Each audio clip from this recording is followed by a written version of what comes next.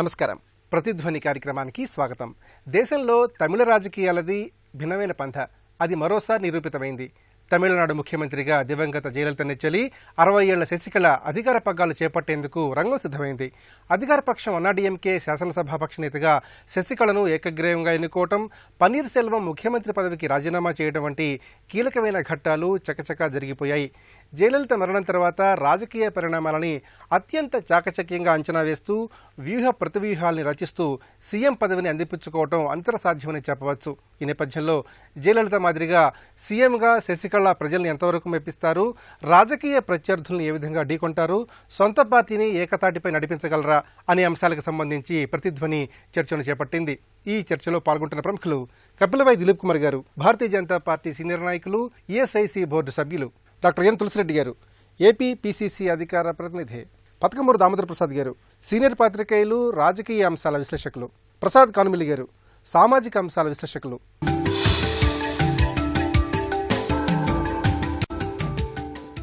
దిలీప్ కుమార్ గారు, తమిళనాడు ముఖ్యమంత్రిగా శశికళ అధికార పగ్గాలు చేపట్టేందుకు రంగం సిద్ధమైంది.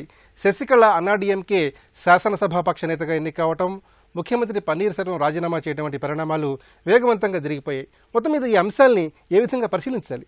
అన్నాడీఎంకేలో గెలిచినటువంటి మోస్ట్ ఆఫ్ ది ఎమ్మెల్యేస్ అందరూ కూడా రఫ్గా ఒక పేపర్లో 60 to 70% అంతా ఈమె దయతోనే సీట్లు పొందిన వాళ్ళట. క్యాబినెట్లో ఉన్న వాళ్ళు కూడా దాదాపు 11 మంత్రులు విధేయతలుగా ఉన్నవాళ్ళని రిపోర్ట్ వచ్చింది. అప్పుడే అనుకున్నాను నేను, మరి అది ఆ పరిస్థితున్నప్పుడు ఈయన పాపం మరోసారి ఎందుకు చేస్తున్నారా అని. సో ఆయన చాలా విధేయత, అప్పుడు 2 సార్లు అన్నాడు, మళ్ళీ మొన్న కూడా ఒకసారి అన్నాడు. మరి ఇప్పుడు నాటకీయంగా మాత్రం చాలా స్పీడ్గా అయినాయి. దానికి కారణాలు మనం విశ్లేషించినట్టయితే, ఒకటేంటంటే పన్నీర్ సెల్వం అనేవాడు గతంలో జయలలిత ఉన్నప్పుడు ఉన్న ముఖ్యమంత్రి తరహా వేరు, ఇప్పుడు నియమింపబడ్డ తరహా వేరు. సో ఆయన కన్సాలిడేట్ అయ్యేటువంటి అవకాశాలు అక్కడ చాలా స్పష్టంగా కనపడతా ఉన్నాయి. తర్వాత ఆల్ సైడ్ అండ్ ఆమె వర్గీయులపైన రిపీటెడ్గా దాడులు జరిగినాయి. ఇది రకరకాల బ్లాక్ మనీ అనర్థ కావటం, కొన్ని స్కాండల్స్ అనుకోవటం, అక్కడ ఉన్నటువంటి చీఫ్ సెక్రటరీ కూడా కొంతవరకు ఒక కేసులో కొనుక్కోవడం, ఇవన్నీ కూడా ఆమెను రేపు పొద్దున నన్ను వీక్ చేయడానికి ఇవన్నీ చేస్తున్నారా అనేటువంటి చర్చ కూడా అందులో జరిగింది అనేది ఓ రూమర్ అది. సో ఆ తర్వాత ఇదే రకంగా పన్నీర్ సెల్వం కంటిన్యూ అయ్యేటట్టయితే ఆమెకు విధేయులుగా ఉన్న వాళ్ళు, మనం చూస్తున్నాం పవర్ పాలిటిక్స్ ఎట్లా ఉంటాయి ఇండియాలో. ఎవరు అధికారంలో ఉంటే అటే పరిగెత్తారు తప్ప అంతకుముందు లాయల్టీ అనేది మర్చిపోతారు సహజంగా చాలామంది. అందువల్ల ఈయనే 1 year ఉన్నాడు అనుకోండి, అప్పుడు అసలు ఈమె ద్వారా సీటు పొందిన మంత్రి కావచ్చు, ఈమె ద్వారా సీటు పొందిన ఎమ్మెల్యే కావచ్చు, మళ్ళీ ఆయనకు అదే లాయల్టీతో ఆమెతో ఉంటారనేది కూడా నమ్మకం లేదు. సో ఇవన్నీ కారణాలతో ఆమె ఒక మాస్టర్ స్ట్రోక్ కొట్టింది అనిపిస్తుంది. ఇదేదో త్వరగా చేయకపోతే బాగుండదు అనేటువంటి దాంతో కనిపిస్తుంది. అంటే ఎలక్టెడ్ రిప్రజెంటేటివ్గా వచ్చి, లేకపోతే ఆమెనే పోతూ జయలలిత నిజంగా తన వారసురాలుగా ఆమెను భావించి ఉంటే అది వేరే విషయం. మధ్యలో ఆమెతో డిఫరెన్స్ ఆఫ్ ఒపీనియన్ రావడం, అసలు ఆమె తన మీద విష ప్రయోగం చేసినటువంటి దానికి ఆమె ఈళ్ళు కావడం, ఆ తర్వాత ఎందుకో మళ్ళీ అంత తిరిగి చేరదీయటం అని చూసాం. అండ్ ఆమెకు ఉన్నటువంటి మొత్తం ఏమో బంధువర్గం అంతా ఎంటైర్ తమిళనాడులో పవర్ఫుల్ పీపుల్ అయ్యారట శశికళ స్పాన్సర్ చేయడం వల్ల. ఆమె పోలీస్ గార్డెన్లో మొత్తం ఆమె బంధువులే ఉండేవాళ్ళట. అంటే అంతగా ఆమె జయలలితను కూడా ఎవరు చెప్పినా వినటువంటి జయలలిత కొంత ఈమె చెప్తే గతంలో వినేదని, ఆ తర్వాత దూరం పెట్టి మళ్ళీ దగ్గర తీసినప్పుడు కూడా సేమ్ పొజిషన్ ఆమె దగ్గర రిగైన్ అనేది ఒక రూమర్. బట్ ఆమె నామినేట్ చేసి ఉంటే అసలు ఈ చర్చ కూడా వచ్చి ఉండేది కాదు. నా వారసులు ఫలానా వాళ్ళ ఆమె చెప్పుంటే శశికళే వారసాలంటే వచ్చి ఉండేది. ఆమె ఆ మాట అనలే. మరి అలాప్పుడు కూడా మరి వెరీ స్ట్రేంజ్ అనమాట. అక్కడ ఉన్న ఎమ్మెల్యేలు యాక్సెప్ట్ చేయడం, మంత్రులు యాక్సెప్ట్ చేయడం, మరి అల్టిమేట్లీ వాళ్ళు యాక్సెప్ట్ చేస్తే మరి పబ్లిక్ కూడా యాక్సెప్ట్ చేస్తారు, అది మనం చెప్పలేం. తులసిరెడ్డి గారు, మొత్తం మీద జయలలిత మరణం తర్వాత చోటు చేసుకున్న రాజకీయ పరిణామాల్ని, శశికళ ముఖ్యమంత్రి పీఠానికి చేరువవుతున్న విశేషాంశాలను ఏ విధంగా చూడాలి? 2 క్యారెక్టర్స్, ఒకటి పన్నీరు సెల్వం, 2 శశికళ. పన్నీరు సెల్వం వచ్చేసి నాకు త్రేతాయుగంలో భరతుడు, ఇప్పుడు పన్నీరు సెల్వము దాదాపు ఆ ఈక్వల్ క్యారెక్టర్స్ అనిపిస్తుంది. ఆయన అన్న భక్తుడు, ఈవిడ అమ్మ భక్తుడు. చిన్నమ్మ భక్తుడు కాకపోయినా కానీ కనీసం ప్రతిఘటన చేసే పరిస్థితి లేకుండా, ఒక విధంగా అతను జయలలిత గారి పీరియడ్లో నాయకత్వం గురించి ఆలోచించే ఆ భావన కూడా రాకుండా జస్ట్ ఏం చెప్తే అది చేసే ఒక స్థాయికి జయలలిత పీరియడ్లో మొత్తము పార్టీ శ్రేణులన్నీ, మంత్రులు కానంటే క్యాడర్ వరకు వాళ్ళకు నాయకత్వం గురించి ఆలోచించే విధంగా రాలేదనిపించింది. మళ్ళీ అతను ఏమన్నా అసమర్థుడు అంటే అసమర్థుడు కూడా కాదు. మళ్ళీ ఈ జల్లికట్టు విషయంలో కానీ, ఇక్కడ ఆంధ్రప్రదేశ్కి వచ్చేసి తెలుగుగంగ ప్రాజెక్టు నీళ్ళ విషయంలో కానీ మళ్ళీ అసమర్థుడి కింద కూడా కాదు. ఇక రెండవది, ఆవిడ వరకు ఆలోచిస్తే నాణ్యానికి బొమ్మ బరుస అన్నట్లు 2 సైడ్స్, ఒక సైడు ఆవిడ కార్యసాధకురాలు, వ్యూహకర్త అనేది ఒక సైడ్ కనపడుతుంది. రెండవ సైడు పదవి వ్యామోహపరురాలు అనేది రెండో సైడ్ కనపడుతుంది. కార్యసాధకురాలు అండ్ వ్యూహకర్త అంటే ఆవిడ జయలలిత దాదాపు 80 రోజులు హాస్పిటల్లో ఉన్నప్పుడు మొత్తం ఎవరిని కూడా చూసేదానికి అవకాశం లేకుండా ఈవెన్ గవర్నర్ కానీ రాహుల్ గాంధీ గారు కానీ ఎవరి కూడా మీడియా కానీ అవకాశం లేకుండా మెయింటైన్ చేయగలిగింది అంటే అని ఆవిడ యొక్క కార్యదక్షత అనేది అప్పుడే జనరల్గా ఒక సీఎం వచ్చేసి హెల్త్ బులెటిన్ చేయడము చూపించడము ఇంత జరగాల. కానీ ఈవెన్ ఎవరు ప్రశ్నించేదానికి కూడా లేకుండా ఆస్కారం లేకుండా చేసిందంటే ఆవిడ కార్యదక్షత అక్కడనే వచ్చింది. ముందు పార్టీ పదవి కావాలన్నా ముఖ్యమంత్రి పదవి కావాలన్నా అనే చోట స్ట్రాటజిక్గా జిఎస్ పార్టీ జనరల్ సెక్రటరీ పదవి తీసుకున్నది. అంటే పార్టీ ఏదో పదవి వ్యామోహం ఉన్నట్టు కాకుండా రెండవది నిన్న శశికళ కొన్ని వ్యాఖ్యలు చేసింది. ఏమని? పార్టీ ముఖ్య నేతలు మంత్రులు కార్యకర్తలు ఒత్తిడి చేయడంతో పాటు పార్టీ సర్వసభ్య సమావేశం ఏకగ్రీవంగా ఎన్నుకోవడంతో జనరల్ సెక్రటరీ పదవిని స్వీకరించాను అని ముందు వచ్చేసి పార్టీ మీద వచ్చేసి ఏకగ్రీవంగా తీసుకొస్తగా ఆ విధంగా డిసెంబర్ 5న జైలు చనిపోతే డిసెంబర్ 30 వరకు తొందరపడినట్టు మళ్ళీ కనిపించలేదు. ఈ విధంగా ముందు జనరల్ సెక్రటరీ పోస్ట్ అనేది తీసుకోవడం జరిగింది. యూజువల్గా అన్నాడీఎంకేలో ఎంజీఆర్ కానీ జానకి రామచంద్ర కానీ జయలలిత కానీ ఈ పరిణామక్రమం ముందు పార్టీ జనరల్ సెక్రటరీ పోస్ట్ అనేది అది ఆటోమేటిక్గా అది తీసుకున్న తర్వాత నెక్స్ట్ 2 సెంటర్స్ ఉండకుండా పవర్ సెంటర్స్ కాకుండా ఒకే ఉండాలా అనేది ఒకటి ఆనవాయితీగా వచ్చేదాన్ని దాన్ని ఆటోమేటిక్గా వాళ్ళ నియాలు ముందుకు తీసుకొచ్చేసి ఆ ఒక్క దాంతో తప్పించడానికి ఆస్కారం కలిగేట్టుగా అంటే ఇది ఒక వ్యూహం అన్నమాట. 30 ఏళ్ల పాటు రాజకీయాల్లో ఉన్నప్పటికీ జైలుకు పక్కన ఉన్నప్పటికీ ఏ పార్టీ పోస్టు ఏ ప్రభుత్వ పోస్టు తీసుకోకుండా ఒకేసారి వచ్చేసి ఏనుగు కుమస్తరాన్ని కొట్టినట్టు పార్టీ పోస్టును ప్రభుత్వ పోస్టును కొట్టిందంటే డెఫినెట్గా ఆ కార్యసాధకురాలు వ్యూహకర్త, దాంట్లో ఎలాంటి సందేహం లేదు. దామోదర్ ప్రసాద్ గారు, పన్నీర్ సెల్వం కోరిక మేరకే తాను ముఖ్యమంత్రి పదవిని చేపడుతున్నానని శశికళ స్పష్టంగా చెబుతున్నారు. జయలలితకు మాదిరిగానే చిన్నమ్మ శశికళకు కూడా ఎమ్మెల్యేలు అలాగే పార్టీ కార్యకర్తలు కూడా వ్యక్తి పూజ చేస్తున్నారు. అంటే జయలలిత మాదిరిగానే శశికళ కూడా పార్టీని శాసించే రాజకీయ శక్తిగా ఎదిగారని భావించవచ్చా? ఇది క్రమంగా మనం ఒకరోజుతో జరిగిన పరిణామం కాదు. ఇది గత 25 ఏళ్లుగా చూస్తే ఆ పరిణామాల్ని అన్నాడీఎంకేలో అంతర్గతంగా జరుగుతూ వచ్చినటువంటి మార్పుల్ని శాసనసభ్యులు లేదా పార్లమెంటు సభ్యుల ఎంపిక, అందులో తన వర్గం బలంగా ఉండేటట్టు తమ మాట తమ చెప్పు చేతుల్లో అవసరమైతే తిరుగుబాటైనా చేసి తమ వర్గం నడిచేటువంటి ఆ పరిస్థితి రాలేదు. కానీ వచ్చినప్పుడు కూడా తిరుగుబాటు చేయలేదు. 2011లో విభేదాలు వచ్చి ఆమె బయటికి సాగినప్పుడు విషప్రయోగం జరిగింది అనేటువంటి ఒక బలమైనటువంటి ఇది ఉన్నప్పుడు కూడా ఆమె జయలలిత నెచ్చలిగా ఒక నీడగా ఒక ఆత్మగా మెలిగినటువంటి ప్రాణంలో ప్రాణంగా మెలిగినటువంటి శశికళ ఒక అదను కోసం ఒక సుదీర్ఘకాలం ఒక 25 ఏళ్ళు ఎదురు చూసిన వైనాన్ని మనం ఈ పూర్వరంగంలో గమనించాలి. ఆ క్రమంగా తన స్థానాన్ని అంతర్గతంగా బలోపేతం చేసుకుంటూ శాసనసభ్యుల్లో కావచ్చు పార్లమెంటు సభ్యుల్లో కావచ్చు వివిధ సామాజిక వర్గాల్లో ఇప్పుడు గౌండర్ వర్గానికి తమ్మిదిరాయి మిగతా వాళ్ళు కూడా వచ్చి అమ్మా నువ్వే ఉండాలా అని ఆమెకు ఎప్పుడైతే అప్పుడు జయలలిత అంత్యక్రియలు పూర్తయిన వెంటనే ఈ క్రమం అనేక మంది మంత్రులు కూడా చిన్నమ్మ వచ్చి మన వెంటనే ముఖ్యమంత్రి పదవి చేపట్టాలనేటువంటి ఒక డిమాండ్లు చేయడం అంటే అప్పటి నుంచి ఆ స్వరం వినిపిస్తూ ఉన్నారు. అంటే అది అంతర్లీనంగా అంతర్గతంగా ఒక బలమైన కాంక్ష. అంటే దీనికి నేను త్యాగం చేశామని ఆమె భర్త నటరాజన్ కూడా చెప్పాడు. ఆమె అనేక డిఎంకే శ్రేణుల నుంచి వ్యతిరేక శక్తుల నుంచి ఒక బలమైన పోటీని ఒక దాడుల్ని చేసినప్పుడు మేము రక్షణ ఒక కోట గోడలాగా నిలబడి జయలలితను మేము కాపాడుకున్నాం, అమ్మను మేము కాపాడుకున్నాం కాబట్టి అమ్మ వారసత్వం సహజంగా మాకే చెందుతుంది అనేటువంటి వాదన వాళ్ళు తీసుకొచ్చారు.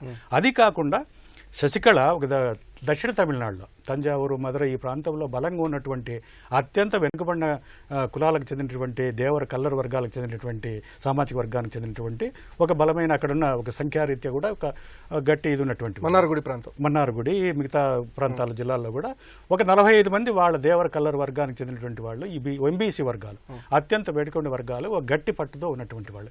ఇది కాకుండా మరో 20-30 మంది ఆమెను అనుసరించేవాళ్ళు, వాళ్ళు చెప్పు చేతలో ఉన్నట్లు. వీళ్ళు కాకుండా ఇంకో కొంతమంది ఒక 135 మందిలో ఒక 60 మంది వేరే రకమైన ఇది ఉండవచ్చు. అందువల్ల ఒక పటిష్టంగా వీళ్ళలో తన పలుకుబడిని ప్రభావాన్ని పెంచుకుంటూ ఇది 2011 తర్వాత 2013 నుంచే ప్రారంభమై గట్టి పట్టు సాధిస్తుంది అంతర్గతంగా. ఎందుకంటే జయలలితను అందరూ కలుసుకోలేని పరిస్థితుల్లో అనేక మంది శాసనసభ్యులు కావచ్చు, ప్రభుత్వ ఉన్నతాధికారులు కావచ్చు, ఈవెన్ కేంద్రం నుంచి వచ్చినటువంటి దూతలను కూడా, కేంద్ర మంత్రులు వస్తే కూడా కొంతగా కలుసుకునేటువంటి పరిస్థితి అప్పుడు ఉండేది. ఆ సందర్భాల్లో ఆమె ఈ మన శశికళ మధ్య ఆమెను కలుసుకోవడము, ఈమె వాళ్ళ గోడు ఆమె వెళ్ళబోసుకుంటే ఆమె వెళ్ళి జయలలితకు చెప్పడం, ఇక ఈ రకమైనటువంటి పరిణామక్రమంలో ఒక శాసించే స్థితి, అంటే ఉక్కు పిడికిలతో శాసించడమే. అక్కడ అన్నాడీఎంకే పార్టీ ఒక ద్రావిడ పార్టీ అని చెప్పుకుంటున్నప్పటికీ వాస్తవానికి ద్రావిడ ఉద్యమంతో ప్రత్యక్ష సంబంధం లేని వర్గాలు ఇప్పుడు ఉన్నటువంటి వాళ్ళంతా. ఎందుకంటే జీ హుజూర్ అనేటువంటి వాళ్ళు తాబేదారులుగా వందిమాగత సాష్టాంగ దండ ప్రణామాలు చేసేటువంటి ఒక బానిస మనస్తత్వాన్ని అక్కడ డెవలప్ చేశారని తప్పితే ఒక ప్రజాస్వామ్యయుతమైన ఆలోచనల్ని, అభివృద్ధి క్రమాన్ని, ఒక ఆరోగ్యకరమైనటువంటి సంబంధాలని ఆ పార్టీలో లేవు.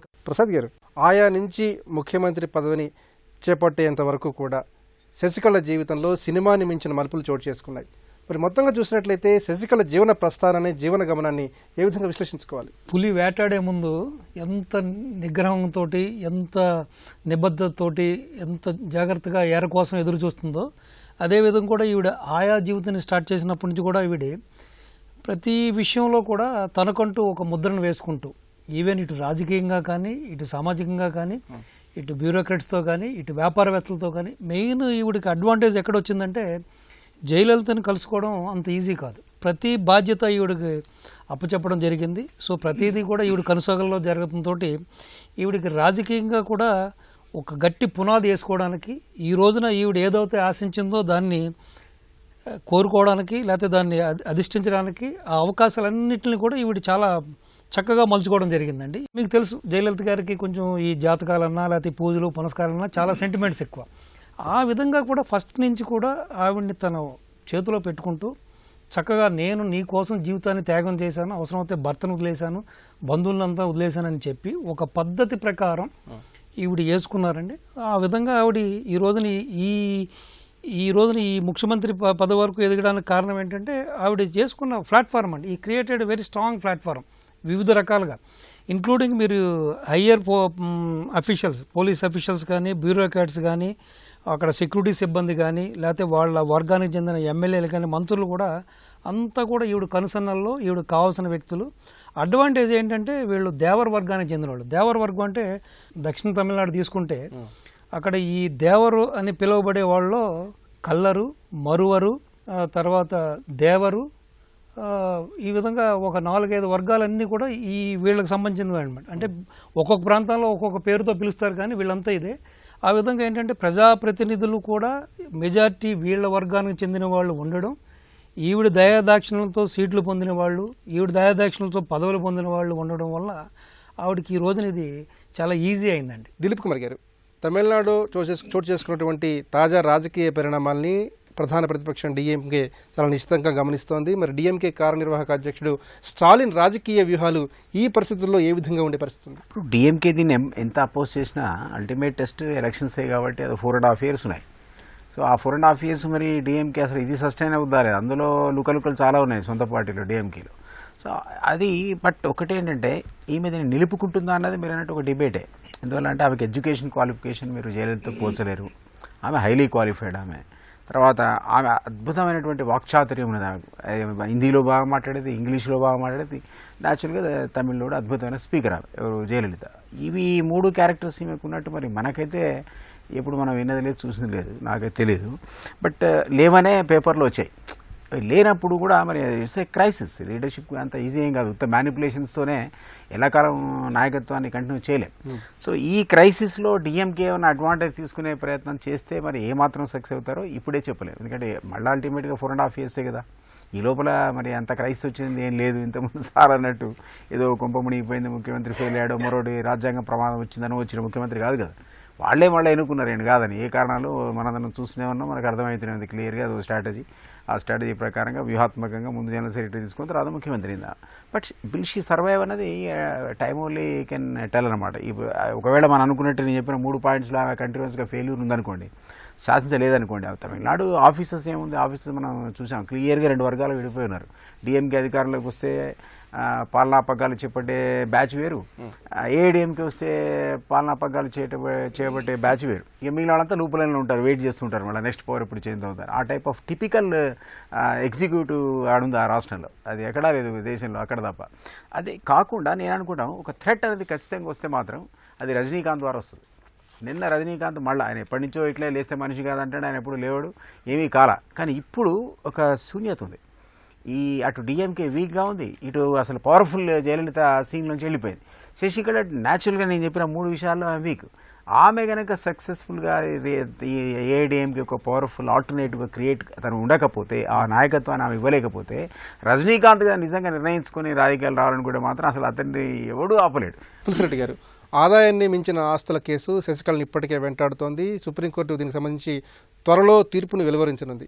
మరి ఈ తీర్పు తదనంతర పరిణామాలు తమిళనాడులో ఏ విధంగా ఉండే అవకాశం ఉందంటారు? కింది కోర్టు స్పెషల్ కోర్టు వచ్చేసి కేసు శిక్ష వేసింది, హైకోర్టు తొలగించింది, మళ్ళీ సుప్రీంకోర్టుకు రాష్ట్ర ప్రభుత్వం పోయింది, కర్ణాటక రాష్ట్ర ప్రభుత్వం. కాబట్టి ఇమ్మీడియట్ హడ్డులు ఆవిడకి వచ్చేసి 4వసారి సిద్ధంగా అదే మరి. కాబట్టి బహుశా వచ్చేసి భరతుడు మళ్ళీ 4వసారి వస్తాడేమో అనేది ఒకటి ముందు. అది ఇమ్మీడియట్ థ్రెట్ ఆవిడకు. రెండవ థ్రెట్ 6 నెలల లోపల ఆవిడకు ఎన్నిక కావాలి, ఉప ఎన్నిక. అది ఎమ్మెల్సీ కూడా కాదు, ఎందుకంటే ఆల్రెడీ ఆర్కే నగర్ ఖాళీగా ఉంది కాబట్టి ఆ ప్లేస్ కాబట్టి అక్కడ నుండి నిలబడాలా. ఇక్కడ ఉప ఎన్నిక ఆవిడకు వచ్చేసి అగ్ని పరీక్ష. ఈవెన్ జయలలిత కంటెస్ట్ చేసిన నియోజకవర్గం అయినప్పటికీ ఇక్కడ నిన్న డిఎంకే స్టాలిన్ చేసినటువంటి ఒక వ్యాఖ్య చాలా వ్యాలిడ్ వ్యాఖ్య. ఏమన్నాడు? శశికళకు పార్టీలో కానీ ప్రభుత్వంలో కానీ ఏనాడు జయలలిత కనీస ప్రాధాన్యత ఇవ్వలేదు. ఈరోజు శశికళను సీఎంగా చేస్తూ పార్టీ ఎమ్మెల్యేలు తీసుకున్న నిర్ణయము జయలలిత మనోభీష్టానికి ప్రజాభిప్రాయానికి విరుద్ధం. ఇది రేపు డిఎంకే వచ్చేసి ఇది ఎక్కువగా తీసుకుంటుంది. రాజకీయ వారసురాలుగా ఎప్పుడూ జయలలిత ఈవిని భావించలేదు అనేది ఒక ఇండికేషను.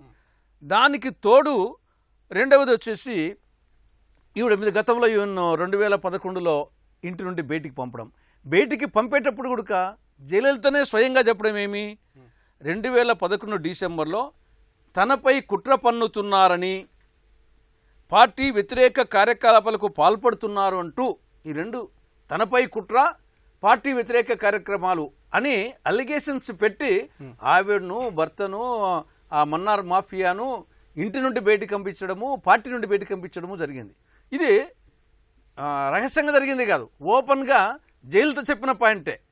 కాబట్టి ఈ పాయింట్ వచ్చేసి రేపు వస్తుంది. ఇది వచ్చినప్పుడు ఈవిడ పబ్లిక్ ఫిగర్ ఏం కాదు, వారు చెప్పినట్లు ఆరేటరు కాదు. ఎంత రాజకీయం చేసినా కానీ తెర వెనుక రాజకీయమే చేసింది కానీ తెర ముందుకు వచ్చి రాజకీయం చేసింది కాదు. కాబట్టి రేపు ఆర్కే నగర్లో పోటీ పెట్టినప్పుడు దీనికి వచ్చేసి సమాధానము ప్రజలు ఏ విధంగా రిసీవ్ తీసుకుంటారు.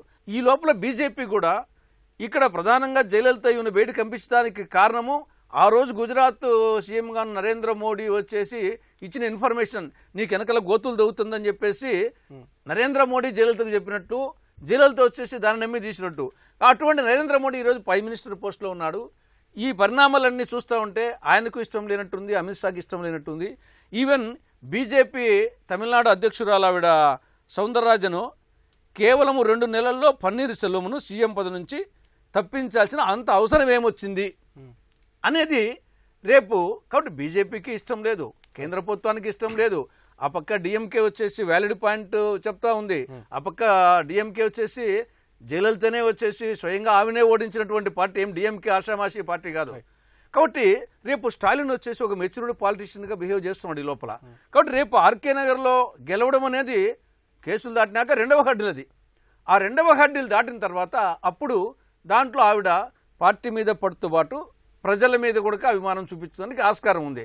కానీ మళ్ళీ 2019 లోక్సభ ఎన్నికల లోపల అడ్మినిస్ట్రేషన్ పట్టు కావాలి. మళ్ళీ ఆ అడ్మినిస్ట్రేషన్ పట్టు ఏ విధంగా సాధిస్తుంది? రాష్ట్ర ఆర్థిక పరిస్థితి అంత ఈజీగా ఏం లేదు. రేపు కేంద్ర సహాయం లేకుంటే ఈ రాష్ట్ర ఆర్థిక పరిస్థితి సంక్షేమ కార్యక్రమాన్ని కొనసాగిస్తుందా లేదా? కాబట్టి ఇవి స్టెప్ బై స్టెప్. రామప్రసాద్ గారు, శశికళకు ఇంతవరకు పాలనా అనుభవం లేదు, సీఎం పదవి దక్కినంత సులువుగా శశికళ యొక్క పాలన కొనసాగకపోవచ్చు. మరి మొత్తం మీద చూసినట్లయితే శశికళ ముందున్నటువంటి ప్రధానమైన రాజకీయ సవాళ్లను ఏ విధంగా కూలంకషంగా చూడాలి? కాంగ్రెస్ని కూడా ఒక ఆట ఆడించినటువంటి ఈ ఘనత జయలలితకు ఉంది.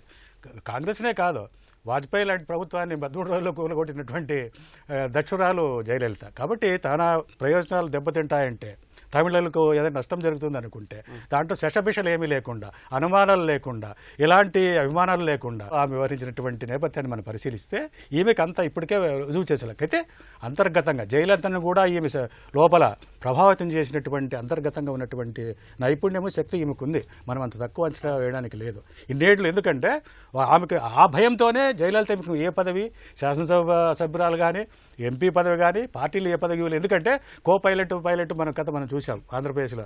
ఇప్పుడు ఈమెకు అనుకూలమైన అంశం ఏమిటంటే ఈమె ద్రవిడ ఉద్యమంలో భాగంగా ఒక అత్యంత వెనుకబడినటువంటి కులానికి చెందినటువంటి ఒక నాయకుడు. ద్రవిడ ఉద్యమమే ఒక అగ్రవర్ణ దీనికి వ్యతిరేకంగా జరిగినట్టు ఉద్యమం. అందువల్ల రానున్న కాలంలో ఆమెకు అనేక సవాళ్లు ఎదురవుతాయి. ఆమె తన పరిపాలన సామర్థ్యాన్ని పెంచుకోవాల్సి ఉంటుంది. తక్షణమే ఉప ఎన్నిక వస్తుంది. ఆ ఉప ఎన్నికలలో కూడా ఆమె అన్నాడీఎంకేని గెలిపించుకోవాల్సి ఉంటుంది. ఇది కాకుండా పార్టీలో ఇంకా శ్రేణుల్లో అందరూ 100% ఈమెను సమర్థించడం లేదు. ఇప్పుడు ఈమె నియమించుకున్నటువంటి వాళ్ళు, వీళ్ళు ఎంపిక చేసినటువంటి వాళ్ళు అయితే వచ్చిండొచ్చు, కానీ వాళ్ళందరినీ కూడా ఏకోన్ముఖంగా ముందుకు తీసుకెళ్ళాలి. ముఖ్యంగా ఒక డిఎంకే పార్టీ ఒక బలవత్తరమైన పార్టీ, స్టాలిన్ కూడా ఒక బలమైన నాయకుడు. అందువల్ల వాళ్ళు కూడా ఒక చీలకు 25 మంది బయటకు వస్తే ప్రభుత్వమే కోల్పోయిన పరిస్థితి. అందువల్ల ఇది అత్యంత చాకచక్యంతో, నేర్పుతో, ఓర్పుతో పరిపాలన సాగించాల్సిన అవసరం ఉంది. ప్రసాద్ గారు, జయలలిత అత్యంత ప్రజాదరణ పొందిన నాయకురాలు. మరి అభివృద్ధి సంక్షేమ కార్యక్రమాలు రూపొందించి అమలు చేయడంలో ఆమెకే సాటి. ఈ పరిస్థితుల్లో జయలలిత వారసురాలుగా శశికళ ఎంతవరకు ప్రజాభిమానాన్ని చూరగొనే అవకాశం ఉంది? మీరు ఇప్పుడు చూసారంటే ఆవిడ స్టెప్ బై స్టెప్ ఆవిడ తీసుకున్న నిర్ణయాలు చూసుకుంటే, ఈ సంక్రాంతికి ముందు చూస్తే వీళ్ళు ప్రభుత్వం తరపున కానీ, వీళ్ళకి సంబంధించిన అత్యంత నమ్మకస్తుల ద్వారా కానీ వీళ్ళొక సర్వే చేయడం జరిగిందండి. ఏదైతే మీ సోకాల్డ్ అపోజిషన్ వాళ్ళు చెప్పినట్టుగా మన్నార్గుడి మాఫియా అని పిలుస్తున్నారో మీరు, వాళ్ళకి సంబంధించిన వాళ్ళు చేయడం జరిగినప్పుడు 75% of the people against this Sasikala. So ఈ జరిగే పరిమాణాలు ఇవన్నీ చూసినప్పుడు ఓ పక్కనేమో దీప రాజకీయ అరంగేట్రం, ఒక పక్కనేమో ఎంజీఆర్ వారసులు మళ్ళీ రాజకీయ అరంగేట్రం. దీంతో ఉన్న కొంతమంది అసంతృప్తులు, వ్యతిరేకులు, ఇటు డిఎంకేలో ఉన్న వాళ్ళు, వీళ్ళందరూ సో శత్రువులు మిత్రులు అయినట్టుగా వీళ్ళందరూ కూడా వీళ్ళ కదలికలు, వీళ్ళ మాటలు, ఈ నేపథ్యం చూసిన తర్వాత ఈవిడ చాలా ఇమీడియట్గా 1 by 1 తన ఒక విధి విధానాలను ఖరారు చేసుకుంటూ చివరికి సీఎం స్థితికి వచ్చింది ఈవిడ. రెండోది ఏంటంటే, అసలు వీళ్ళ నేపథ్యం తీసుకుంటే ఆర్థికంగా కానీ ఇటు నిలువు నీడలేని కుటుంబాల నుంచి వచ్చిన వాళ్ళు వీళ్ళంతా కూడా, వీళ్ళ బంధువర్గం అంతా బేరకాయ పీసి తీసుకుంటే అటువంటి వీళ్ళ వ్యక్తులు ఈ జయలలిత ప్రాపకంలో, ఈ జయలలిత టైంలో ఈ తెర వెనుకున్న ఈవిడి ఇటు ఆర్థికంగా పరిపుష్టి చెందారు, ఇటు అన్ని అంశాల్లో కూడా రాజకీయంగా కూడా బాగా ముందుకు వచ్చారు.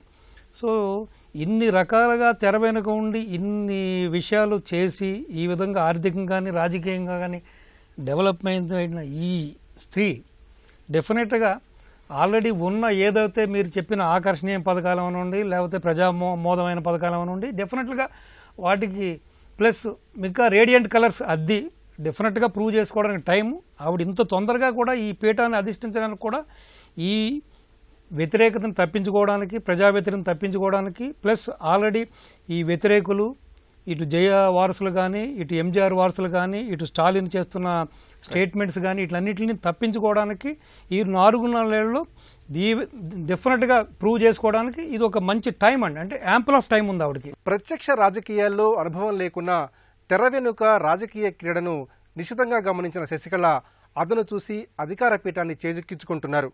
అయితే పదవి దక్కినంత సులువుగా పాలన ఉండకపోవచ్చు. అనేక సవాళ్లను అధిగమించాల్సి ఉంటుంది. ఇది నేటి ప్రతిధ్వని. నమస్కారం.